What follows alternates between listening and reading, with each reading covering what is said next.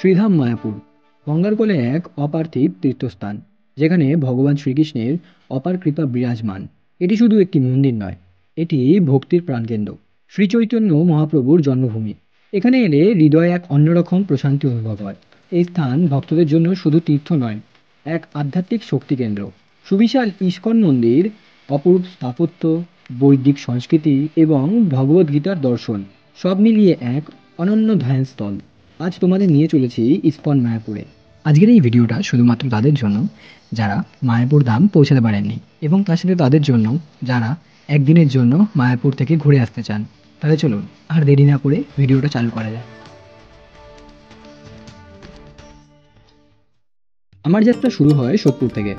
সকাল 9:06 নাগাদ Sealdah Krishnanagar local train ধরি, যা আমাকে প্রায় 11:30 নাগাদ কৃষ্ণনগরে পৌঁছে দেয়। স্টেশন থেকে বেরিয়েই আমি একটি টোটো নিই, যা 50 টাকা ভাড়া নিয়ে আমাকে পৌঁছে দেয় হুলোর ঘাটে। কৃষ্ণনগর স্টেশন থেকে হুলোর ঘাটের দূরত্ব প্রায় 5 থেকে 6 কিলোমিটার, এবং এই রাস্তার দৃশ্য সত্যিই মনোমুগ্ধকর। প্রকৃতির মাঝখান দিয়ে যাওয়ার এই পথ যেন এক অন্যরকম প্রশান্তির বার্তা দেয়। হুলোর ঘাটে এসে আমি মাত্র 3 টাকার টিকিটে একটি জেটিতে চড়ে নদী পার হই।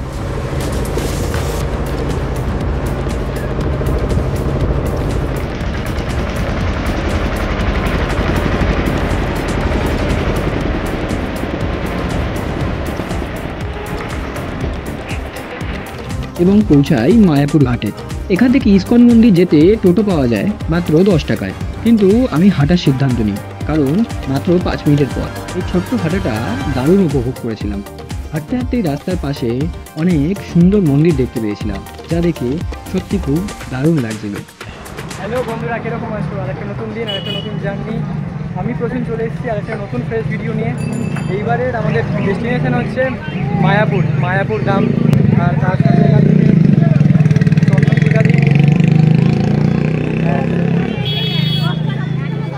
এই হলো মায়াপুর ধামের মেন গেট। আপনারা এখান থেকে ইন করবেন এবং এখান থেকে আউট করবেন।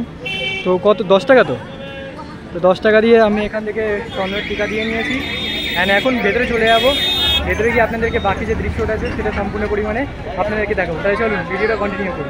তো গেট থেকে এন্ট্রি করার পর আপনাদের ঠিক ডান দিকেই পড়বে আর কি মায়াপুর রিলেটেড যত আপনারা জিনিস আছে, সেই জিনিসগুলো আপনারা এখান থেকে কালেক্ট করতে পারবেন। এই দোকানে, এখানে অনেক দোকান আছে ডান দিক একদম। তার সাথে সামনেই পড়বে আর কি এখানে কুপন সেন্টার। এখানে আপনারা প্রাইস অনুযায়ী আপনারা কুপন নিয়ে নিতে পারবেন ভোগের জন্য আর কি। এর ঠিক বাদিকেই রয়েছে অখণ্ড হরিনাম সংকীর্তন, যেখানে কি না সপ্তাহে 7 দিন এবং 24 ঘন্টায় আর কি কীর্তন হয়ে থাকে। তো যাই একটু ভেতরে গিয়ে ঘুরে আসি অ্যান্ড আপনাদেরকেও দেখাচ্ছি তার সাথে।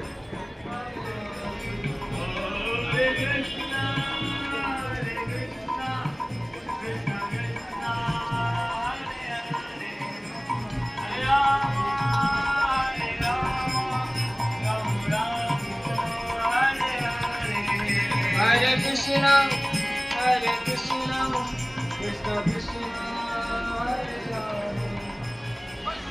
আচ্ছা, আপনাদের যদি কারোর রাস্তাতে প্রবলেম লাগে তাহলে এরকম অনেক ইন্ডিকেশনের জন্য করা রয়েছে মন্দিরের ভেতরে, এবং আরও অনেক দিকে করা রয়েছে। ঠিক আছে, তো সেই জায়গাগুলো আপনারা এই দিক নির্দেশকের দ্বারা আর কি সেই জায়গাগুলো খুঁজে পাবে। তো এখন আমি এখানটা দেখে নিয়েছি, এখান থেকে এখন যাব মন্দিরের দিকে। এই মন্দিরটা একটু ঘুরে নেব, এবং তার সাথে বলতে গেলে এত সুন্দর জায়গা না, মনটা আলাদাই যেন, মনটা ওখান থেকে বেরোতেই ইচ্ছে করছিল না, এই হলো ব্যাপারটা। যাই হোক, যাই একটু ভেতরে গিয়ে ঘুরে আসি। ইস্কন মায়াপুরে প্রবেশ করেই মনে হলো যেন এক ভিন্ন জগতে চলে এসেছি। প্রথমেই ঘুরে দেখি পুষ্প সমাধি মন্দির, যা শ্রী প্রভুপাদের স্মৃতিসৌধ হিসেবে পরিচিত। এই সুবিশাল সোনালী গম্বুজ বিশিষ্ট স্থাপত্যটি প্রভুপাদের প্রতি গভীর শ্রদ্ধা ও ভক্তির প্রতীক। মন্দিরের অভ্যন্তরে তার জীবনী ও কর্মকাণ্ডের বিভিন্ন প্রদর্শনী রয়েছে। এখানে তার ব্যবহৃত কিছু জিনিসও সংরক্ষিত আছে, যা ভক্তদের কাছে এক অপূর্ব আকর্ষণের কেন্দ্রবিন্দু। পুষ্প সমাধি মন্দিরের আশেপাশে রয়েছে অনন্য সুন্দর বাগান, যেখানে বিভিন্ন ধরনের রঙিন ফুল ও সবুজ গাছপালা সুশোভিত। বাগানের মাঝে রয়েছে ছোট জলাধার, যা পরিবেশকে আরও মোহনীয় করে তুলেছে। মন্দিরের গর্ভগৃহে প্রবেশ করলে চোখে পড়ে অত্যাশ্চর্য শিল্পকর্ম, যেখানে প্রভুপাদের জীবন ও ইস্কনের ইতিহাস চিত্রিত করা হয়েছে। প্রতিদিন এখানে শত শত ভক্ত দর্শন করতে আসেন, ধ্যান করেন এবং কীর্তনে অংশ নেন।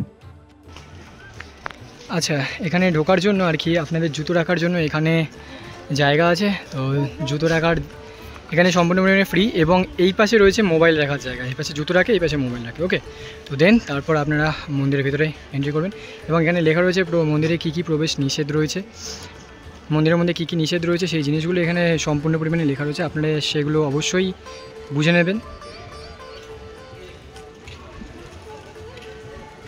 এবং এই মন্দিরের জন্য কিন্তু এখানে কিন্তু প্রসাদ রয়েছে, আপনারা যেটা কিনা এখান থেকে ন্যায্য মূল্যের প্রসাদ কিনে আপনারা বাড়ির জন্য নিয়ে যেতে পারবেন।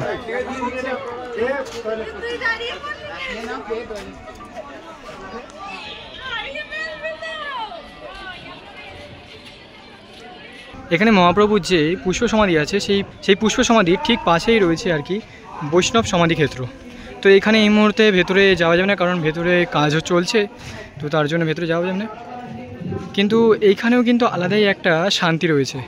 এখানে প্রতিটা জায়গায় কিন্তু সত্যি কথা বলতে গেলে আলাদাই একটা শান্তি আছে, মানে কি বলবো, বলার মতন না। আমি এখানে যখন ঢুকেছি তখন থেকেই আর কি একটা শান্তি, যে শান্তিটা মানে খুঁজে পেয়েছি আমি এখানে, খুব ভালো লাগছে এখানে। আপনারা যারা বাড়ি থেকে আর কি খাবার নিয়ে আসবেন তারা কিন্তু এখানে কিন্তু বসে কিন্তু বেশ দিব্যি খাবার খেতে পারবেন। ওকে, এবং তার সাথে এখানে নাম কীর্তন হচ্ছে, যেটা আপনারা সম্পূর্ণ পরিমাণে উপভোগ করতে পারবেন।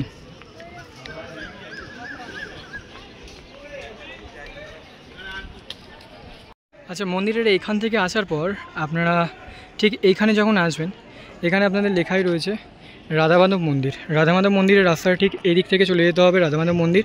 এবং রাস্তার পাশে কিন্তু অনেক দোকান আছে খাওয়া দাওয়ার জন্য, আপনারা চাইলে এখানে এসে খাওয়া দাওয়া করতে পারবেন। ওকে, এখানে নিরামিষ আর কি সব দোকান রয়েছে খাওয়া দাওয়ার, আর তার সাথে এখান থেকে ভিউটা না জাস্ট আলাদাই লাগছে।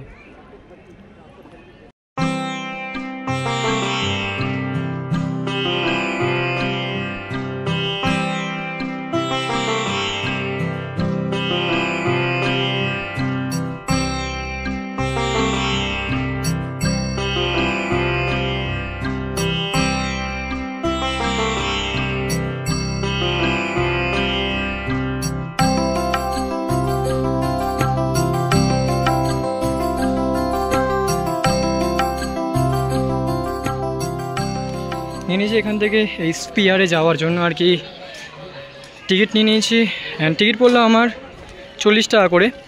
সো এখানে আপনাদের জুতো রাখতে হবে, আপনাদের কাছে যদি ব্যাগ থাকে তাহলে ব্যাগ নিয়ে আপনারা ঢুকতে পারবেন, কোনো ব্যাপার নেই। অ্যান্ড যাই ভেতরে গিয়ে তারপর আমি বাকি এক্সপিরিয়েন্সটা আপনাদেরকে জানাচ্ছি। ওকে,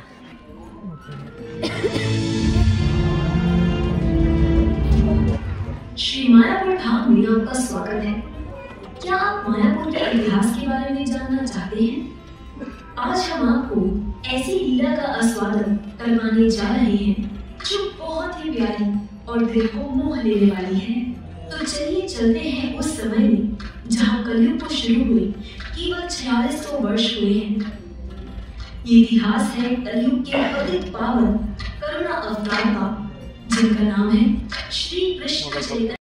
দেখে নিয়েছি পুরোপুরি শো, এখন পুরোপুরি শো দেখে এগিয়ে যাচ্ছে। আর শোতে চালু হয় হচ্ছে সকাল 8টা থেকে রাত 8টা পর্যন্ত, প্রতি আধ ঘন্টা অন্তর অন্তর একটা করে শো হয়ে থাকে। ওকে, আর উইকে চেঞ্জ হয়ে থাকে এখানে শোর আর কি যে টপিকগুলো আছে সেই টপিকগুলো চেঞ্জ হয়ে থাকে। আজকে যেরকম ছিল যে মহাপ্রভু কীভাবে শ্রীকৃষ্ণের সাথে দেখা পেয়েছিল, তো সেইটা নিয়ে আর কি শোটা ছিল। ভজনকুটি থেকে এগিয়ে আসলাম, এখন এসেছি আমি গৌরাঙ্গ কুটিরে। এদিকে হচ্ছে গৌরাঙ্গ কুটির।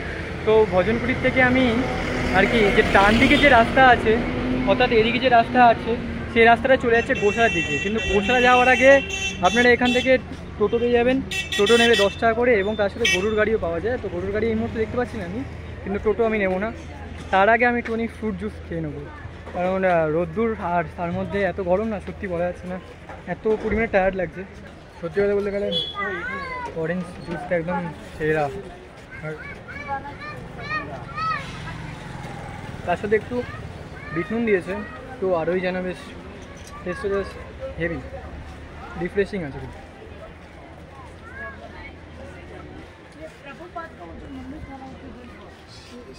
অরেঞ্জ জুস খেয়ে কিছুটা রিফ্রেশ হয়ে তারপর হেঁটে এগিয়ে চললাম আমরা গোশালার দিকে।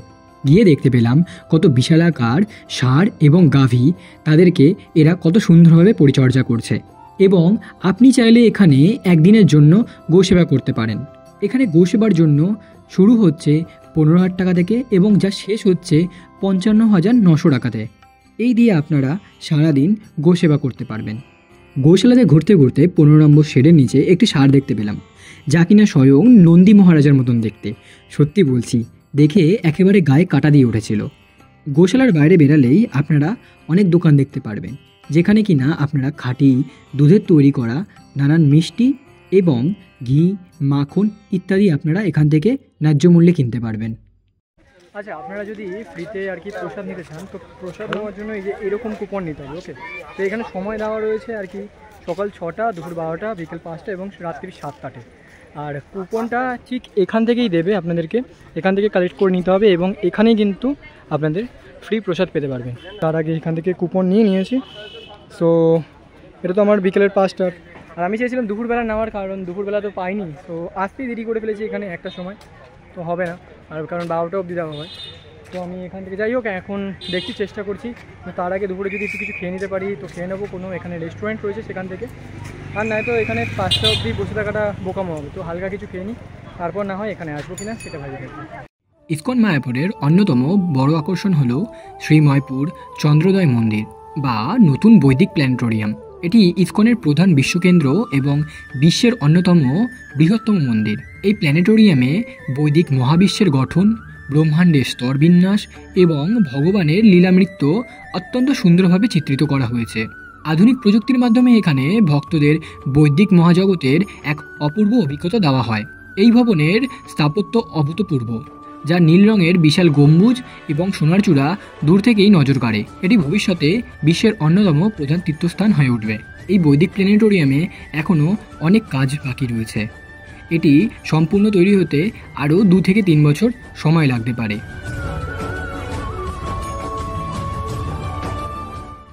অনেক ঘোরাঘুরির পর খিদে পেয়েছিল, তাই আমি গেলাম গোবিন্দ রেস্টুরেন্টে।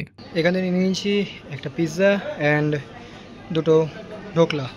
সো এখানে রয়েছে সব দাম দেওয়া। পিৎজা 70 নিয়েছে আর ঢোকলা নিয়েছে 20 রুপিস। খাবারের স্বাদ সত্যিই অসাধারণ ছিল। আমি অবশ্যই আপনাদেরকে রেকমেন্ড করব এখানে এসে কিছু ট্রাই করার। এরপর সেই ফ্রি কুপন নিয়ে আমি চলে যাই অন্নভোগ গ্রহণ করার জন্য। এখানকার প্রসাদ মোটামুটি ঠিকঠাকই ছিল। অন্নভোগ নিয়ে নিয়েছি অ্যান্ড সত্যি কথা বলতে গেলে খাবার ঠিকঠাক ছিল। খিচুড়ি ছিল, আর যেমনটা তোমরা দেখতে পেয়েছো যে জিনিসটা ছিল সেটা হচ্ছে খিচুড়ি ছিল ওখানে, আর তার পয়সার কিছুই নেই। অ্যান্ড তার থেকে বড় ব্যাপার হচ্ছে যখন খাওয়া দাওয়া হয়ে গেছে, কিন্তু কিছু মানুষ প্লেট ভালোভাবে ধুয়ে না রাখার কারণে কিছুটা অস্বস্তি হয়। এটা অবশ্যই আমাদের সিভিক সেন্সের অভাব দেখায়। অবশেষে আমি ফিরে আসি শ্রীকৃষ্ণ মন্দিরে, যেখানে সন্ধ্যা আরতি শুরু হয়। সন্ধ্যা আরতির সেই পরিবেশ সত্যিই হৃদয় স্পর্শ করে। ভক্তদের গানের সুর, ঘণ্টার ধ্বনি, উলুধ্বনি আর কৃষ্ণের মহিমা হৃদয়ের এক অন্যরকম প্রশান্তি এনে দেয়। পুরো মন্দির সুরেলা কীর্তনে মুখরিত হয়ে ওঠে। সন্ধ্যা আরতির সময় ভক্তদের আবেগ, মন্দিরের দৃষ্টিনন্দন আলোকসজ্জা এবং ভগবানের প্রতি অপরিসীম ভক্তি সব মিলিয়ে এক অভূতপূর্ব আধ্যাত্মিক পরিবেশ তৈরি করে। অনেকেই চোখ বন্ধ করে ধ্যান করেন, কেউ কেউ আনন্দে নৃত্য করেন। আমি যেন এক পরম আনন্দ অনুভব করি। সেই মুহূর্তে মনে হয় সত্যি কৃষ্ণের আশীর্বাদ আমাদের সকলের উপর বিরাজ করছে।